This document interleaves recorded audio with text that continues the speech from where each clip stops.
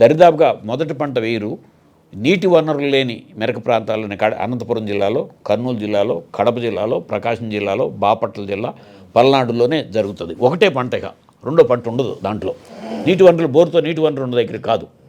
అంటే ఒకటే పంటతో సాగు జరిగి వాళ్ళకు ఒక 7 క్వింటాల్లో 8 క్వింటాల్లో వచ్చిన దగ్గర అయ్యే ఖర్చులో 20,000 25,000 ఖర్చు పెడితే ఇప్పుడు 8,000 నుంచి 9,000 పోతే వాళ్ళు మళ్ళీ ఎట్లా సర్వైవ్ కావాలి అసలు? వెనుకబడిన జిల్లాల్లో పంట, మెట్ట ప్రాంతాల్లో పంట.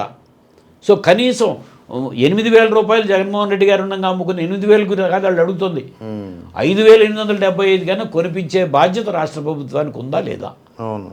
సో ఆ బాధ్యత నుంచి తొలగే ప్రయత్నం వ్యవసాయ శాఖ మంత్రి గారే మా దగ్గర డబ్బులు లేవు మేము కొనమని మాట్లాడటం, లేకపోతే మీరు ఈ పంటలు పండించొద్దో, ఈ పంటలు తినరు, మీరు ఏ పంట పండించమని చూపించండి, డిమాండ్ ఉండే పంటలు పండించండి అని ముఖ్యమంత్రి శాఖ మంత్రి అయితే ఆయన శాఖ గురించి కాకుండా అన్ని శాఖ గురించి అన్ని విషయాలు జగన్మోహన్ రెడ్డి గారు తిట్టడానికైతే ముందు ఫస్ట్